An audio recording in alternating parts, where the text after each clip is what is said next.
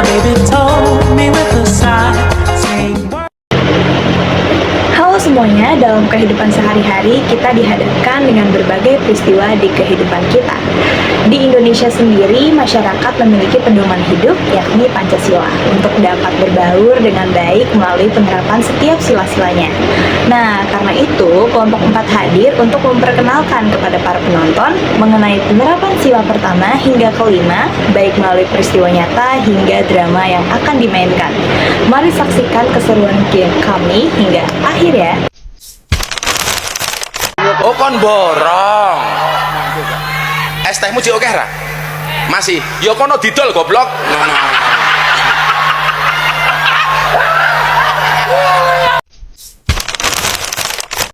Saya malah banyak memuji Allah tuh. Yang kemarin rame-rame itu, saya memuji Allah luar biasa, Masya Allah. Ya subhanallah, takdir Allah begitu luar biasa. Satu sisi memuliakan pihak yang satu, diangkat jadi baik, merubah nasibnya. Tangannya kan sakit bermasalah, alih profesi, ya, kemudian berjualan, diangkat oleh Allah statusnya dengan satu cara, dan cara itu pun mengangkat lagi derajat hamba yang lainnya untuk mengoreksi keadaan dirinya menjadi lebih baik. Jadi dua-duanya diberikan kebaikan dengan jalan yang berbeda. Jadi bisa kita ambil contoh melalui sosok Kiai Haji Ahmad Syalwani yang mengkritisi cara penyampaian Gus Miftah yang dinilai sensitif. Jadi apa sih hubungannya antara sila pertama dengan ilmu komunikasi? Jadi dari sila pertama kita bisa mengetahui bahwa sila pertama ini itu mengajarkan kita untuk saling menghormati dalam urusan agama. Nah, dalam ilmu komunikasi, nilai ini terlihat dari cara menyampaikan pesan keagamaan agar tetap sopan dan tidak memicu perpecahan. Nah, Kiai Haji Ahmad Syalwani ini ketika mengkritik gaya dakwahnya Gus Miftah itu tidak semata-mata untuk menyerang Gus Miftah itu sendiri, akan tetapi beliau itu mengingatkan bahwasannya dalam berkomunikasi pada acara keagamaan itu ada batas dan ada batas etikanya. Candaan yang terlalu sensitif itu bisa diartikan lain oleh audiens yang menonton dan bisa saja berpotensi untuk memecah belah umat beragama. Nah, ilmu komunikasi ini menekankan bahwasannya tokoh agama itu punya tanggung jawab yang besar atas dampak dari ucapannya.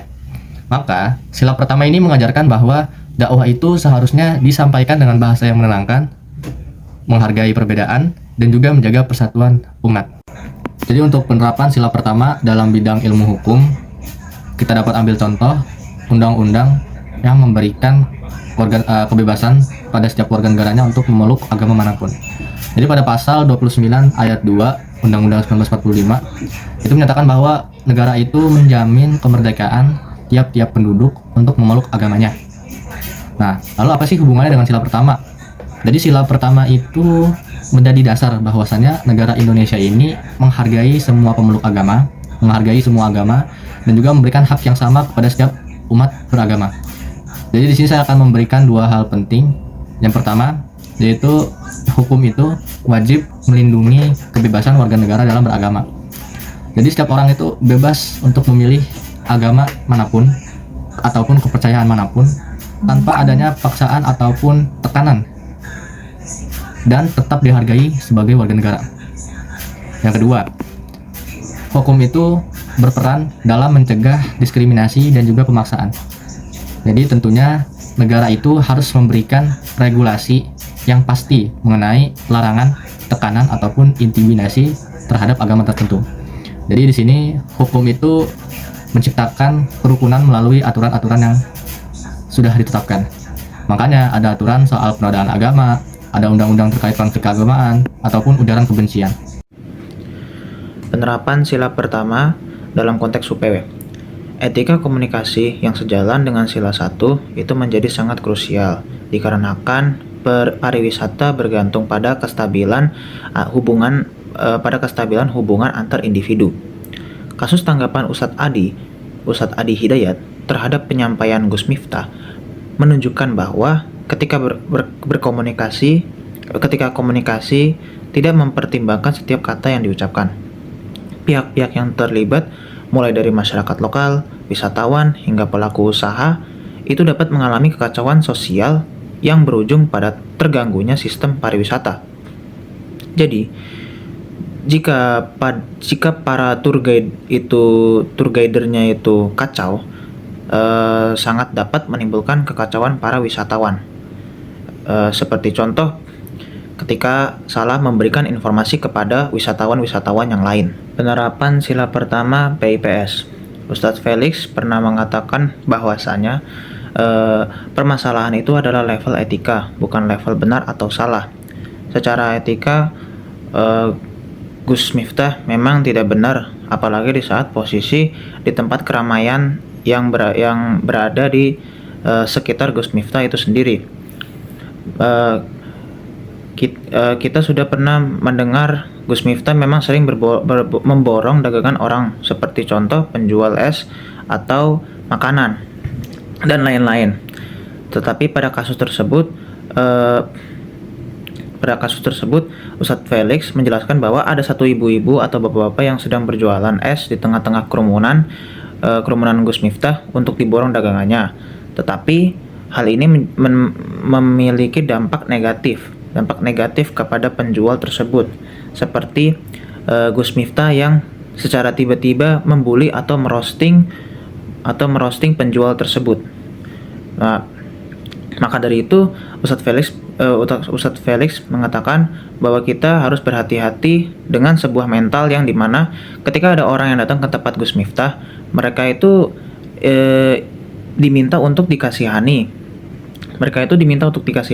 Bukan untuk mendapatkan cacian atau semacamnya.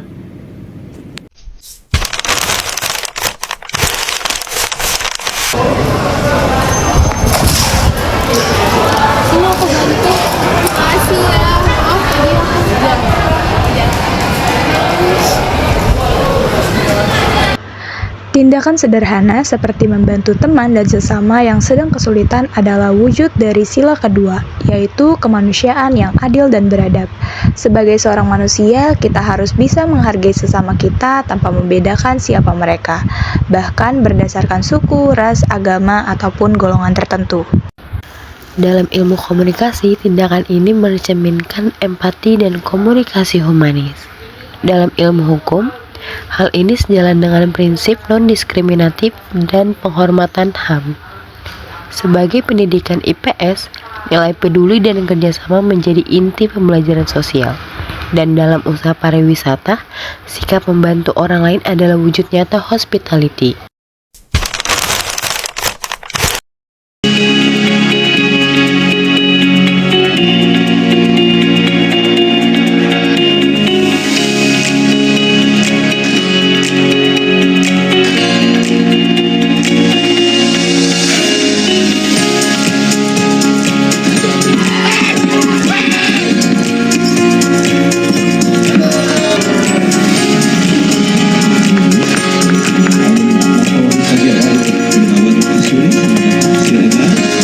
Kunci keberhasilan gerakan ini terletak dari kolaborasi lintas sektor serta partisipasi aktif seluruh lapisan masyarakat.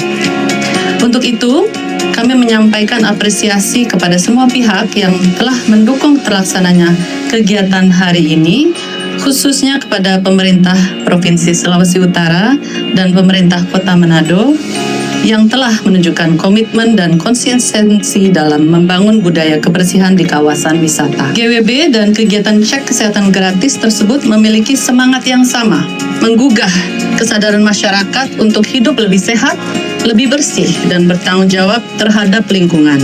Inilah fondasi sesungguhnya dari pembangunan pariwisata yang berkelanjutan.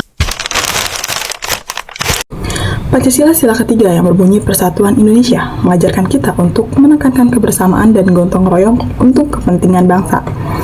Aksi menjaga kebersihan destinasi dalam program acara GWB dilakukan oleh kerjasama antar Kemenpar, Pemda, ITDC, BPOLBF, masyarakat, dan wisatawan.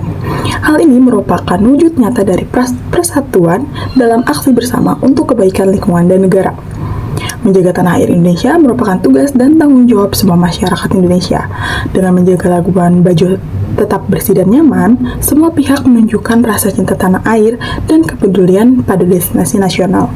Hal ini tentunya mendorong rasa kesatuan sebagai bangsa Indonesia. Seperti yang dikatakan oleh Ibu Wakil Menteri Pariwisata, gerakan ini merupakan langkah yang kolektif untuk meningkatkan daya saing pariwisata Indonesia, terutama dalam aspek health and hygiene atau kesehatan dan kebersihan. Maka dari itu, muncullah keinginan bersama menjadikan Indonesia lebih bersaing secara global. Hal tersebut menumbuhkan semangat bersatu untuk memajukan bangsa. Persatuan terjadi ketika seluruh elemen bangsa ikut terlibat. Kegiatan ini mengajak semua masyarakat untuk berpartisipasi, bukan hanya pemerintah, tetapi masyarakat lokal dan wisatawan juga diedukasi untuk menjaga kebersihan lingkungan tanah air Indonesia.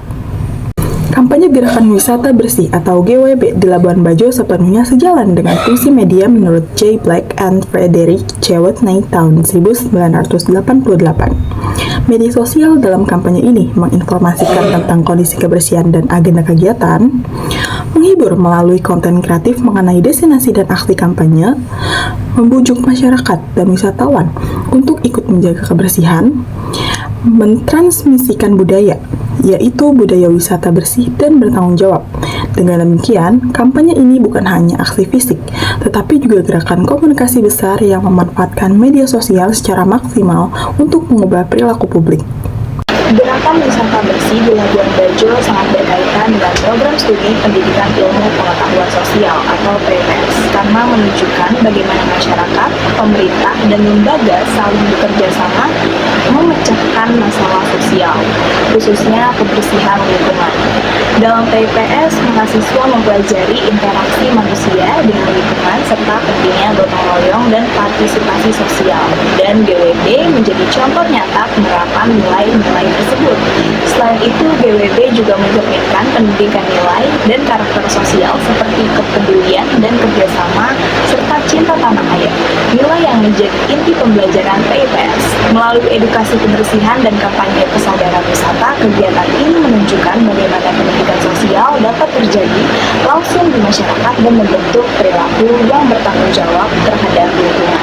GWB di Labuan Bajo merupakan contoh nyata penerapan hukum lingkungan dan kepariwisataan di Indonesia.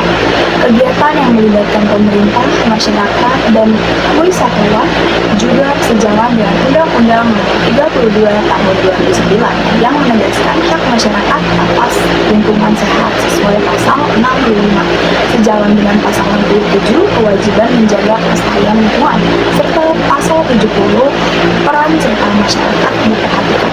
Pemerintah daerah juga menjalankan kewenangan sesuai Undang-Undang Nomor 23 Tahun 2014, terutama terkait pengelolaan lingkungan hidup, pariwisata, dan pelayanan publik.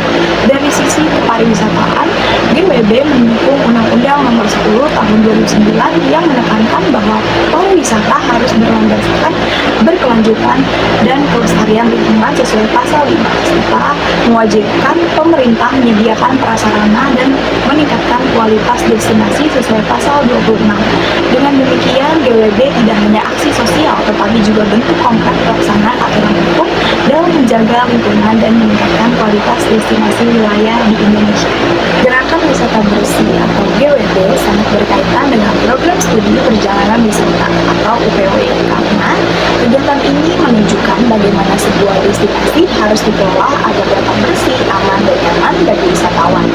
Dalam UPW, mahasiswa mempelajari manajemen destinasi dan pelayanan wisata, sehingga aksi seperti edukasi kebersihan, penyediaan fasilitas ramah lingkungan, dan pengelolaan sampah di Labuan Bajo menjadi contoh praktik nyata menjaga kualitas destinasi wilayah. Selain itu, GWB juga mencerminkan pentingnya kolaborasi antara pemerintah, masyarakat, dan wisatawan. Hal yang menjadi bagian penting dalam konsep pariwisata yang berkelanjutan dipelajari di UPW. Kegiatan ini menunjukkan bahwa keberhasilan destinasi tidak hanya bergantung pada keindahan alamnya saja, tetapi juga pada pengelolaannya. Dengan demikian, kasus GWB menjadi ilustrasi langsung penerapan teori UPW dalam dunia nyata. Pada saat mengambil keputusan, masyarakat Indonesia terbiasa melakukan musyawarah terlebih dahulu. Inilah yang dilakukan oleh warga desa wisata Ngelanggeran, yang mana hal ini sejalan dengan sila keempat Pancasila, yaitu kerakyatan yang dipimpin oleh hikmat dalam kebijaksanaan permusyawaratan perwakilan.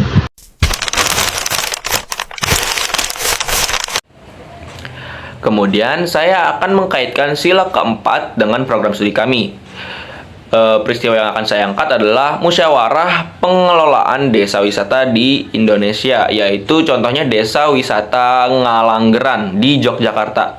Kenapa ini termasuk ke sila keempat? Karena ini memang terdapat musyawarah di dalamnya untuk mengurus suatu desa wisata.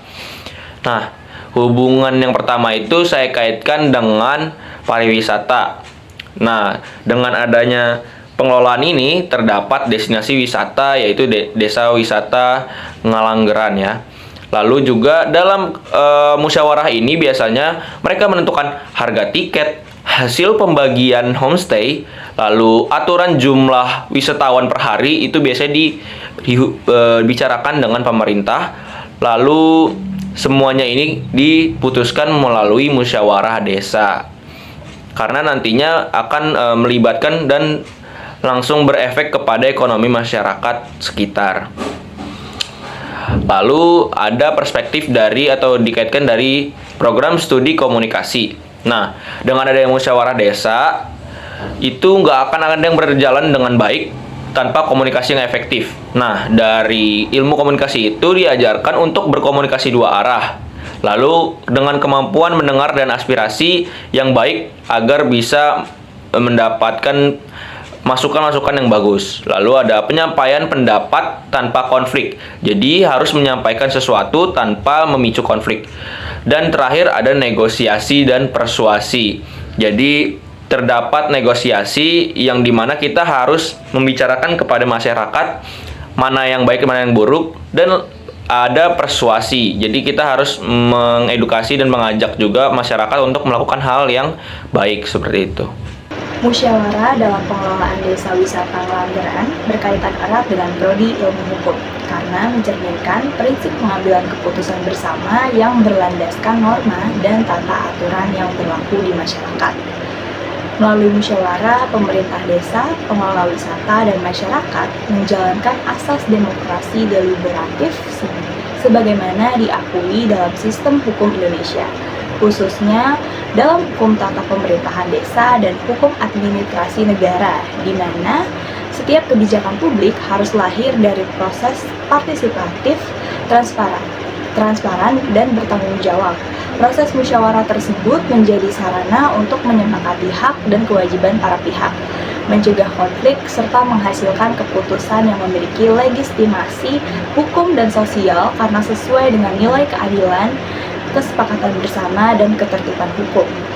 Dari sudut pandang program studi pendidikan ilmu pengetahuan sosial atau IPS, musyawarah yang dilakukan oleh desa wisata Ngalanggeran mencerminkan proses pembelajaran sosial dalam kehidupan nyata, khususnya tentang nilai demokrasi, partisipasi masyarakat, dan tanggung jawab sosial.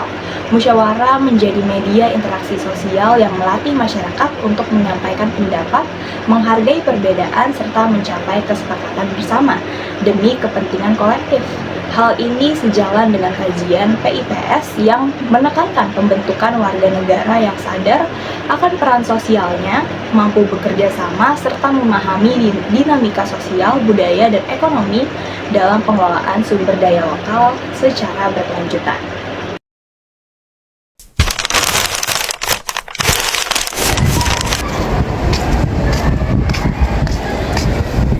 Kamu sadar gak sih, setiap kali kita pakai ruangan STT, kita selalu bakalan, padahal kita sudah datang duluan. Iya ya, soalnya selalu ditepin duluan, sedangkan temennya sendiri aja belum datang. Jadi kita kan duduk paling belakang terus, nggak pernah paling depan jadinya. Iya, kalau kayak gini terus rasanya nggak adil, kan kita semua punya hak yang sama. Gimana kita usulin ya, kayak sistem antrian gitu, biar jelas dan semua orang dapat kesempatan yang sama. Setuju, itu semua adil, karena nggak ada yang diduluin cuma karena ditepin sama temennya. Jangan biar kita ngomong ayo.